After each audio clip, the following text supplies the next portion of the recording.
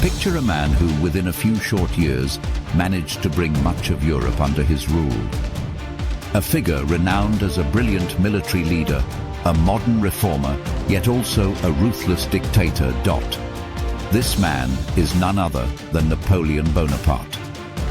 Today we'll explore his fascinating life, his victories, his missteps, and the reasons his name resonates through time. First, childhood and ascent. Born in 1769 on the island of Corsica, his arrival came just after France claimed it as a possession. His family enjoyed minor nobility status, yet they were far from affluent. From an early age, Napoleon displayed ambition and resolve. At the mere age of 10, he embarked on a journey to a military academy in France. He worked diligently, demonstrated intelligence, but often felt like an outsider due to his unique Corsican accent. When the French Revolution ignited in 1789, Napoleon saw his opportunity. Amid the nation's turmoil, a gifted young officer could swiftly ascend. During the siege of Toulon in 1793, he showcased bold strategies, distinguishing himself remarkably. This triumph led to swift promotions and a blossoming reputation. Second, a rapid ascent. By 1796, Napoleon had assumed command of the French army battling in Italy. There he unveiled his true genius, outwitting significantly larger Austrian and Italian forces with audacious tactics. His victories transformed him into a national hero. Yet Napoleon was more than just a soldier. He comprehended the significance of image and propaganda. Newspapers celebrated his campaigns, often with his guidance. He was forging his legend even while still alive. In 1799, after a lackluster campaign in Egypt, he returned to France. The nation was unstable. It was his moment. In a swift coup, he seized control, declaring himself first consul. Third, sovereign of Europe. In 1804, he made an even grander move. During an elaborate ceremony in Paris, Napoleon crowned himself Emperor of the French. A bold statement to assert his authority came from his will, not the Pope's. On battlefields, he appeared unstoppable. At Austerlitz in 1805, often dubbed the Battle of Three Emperors, he outsmarted and annihilated the united forces of Austria and Russia. This battle remains a benchmark of strategic deception and timing.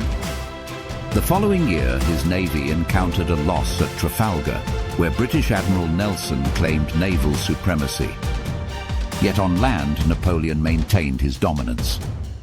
In 1806, with remarkable efficiency, he dismantled the Prussian army at Jena and Auerstedt, collapsing the proud Prussian kingdom in mere weeks. He marched victoriously into Berlin. In 1807, during the bloody Battle of Friedland, he defeated the Russians. This victory coerced Tsar Alexander I into signing the Treaty of Tilsit, cementing Napoleon's dominance over continental Europe. His empire spanned from Spain to Poland.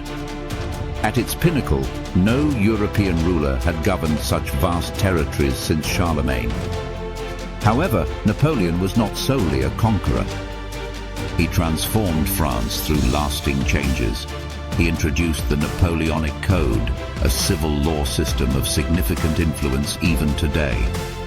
A revamped education system improved learning nationwide. Administrative overhauls enhanced government efficiency. To many, Napoleon symbolized progress and modernization rather than mere warfare. Fourth, pride and misjudgments.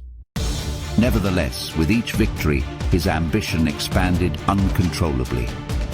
He positioned brothers and relatives on European thrones, in Spain, Italy, Holland, and more. In Spain, starting in 1808, his forces encountered a nightmare: guerrilla warfare. Local fighters, aided by Britain under the Duke of Wellington, gradually drained his troops. The Spanish ulcer, as he termed it, immobilized hundreds of thousands of his soldiers.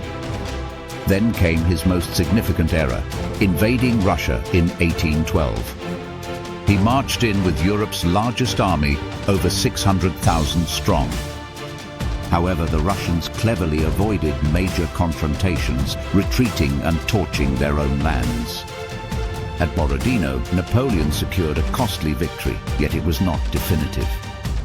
As winter descended, the French found themselves trapped in a harsh, frozen wasteland, hunger, frostbite, and continuous assaults devastated his army. Fewer than 100,000 men returned. The Grand Army was annihilated. Fifth, the downfall. Post-Russia, his adversaries encircled him. In 1814, the Allies invaded Paris. Napoleon was compelled to abdicate, leading to his exile on the island of Elba. Yet he was far from done. In 1815, he escaped, returned to France, and reclaimed power during the period dubbed the 100 Days. It all culminated at Waterloo. On June 18, 1815, Napoleon faced a decisive defeat against the British and Prussian forces. This time, there were no more chances. He was exiled to the secluded island of St. Helena in the South Atlantic, where he passed away in 1821. Isolated, yet immortal in public memory. At Waterloo in 1815, his final gamble failed. Despite his brilliance, relentless British defences and the timely arrival of the Prussian army under Blücher wore down his forces. Napoleon was conclusively defeated. Sixth, legacy. Napoleon remains one of history's most debated figures. A military strategist whose tactics continue to be studied today. A reformer whose laws and institutions shaped the modern landscape. Yet he was also an ambitious leader whose campaigns resulted in countless lives lost. Perhaps this is why his story persists. Napoleon didn't merely exist in history, he altered history at his command. So here unfolds the rise and fall of Napoleon Bonaparte. If this exploration of history piqued your interest, please like the video, subscribe for more insights, and share in the comments. Which historical figure should I explore next?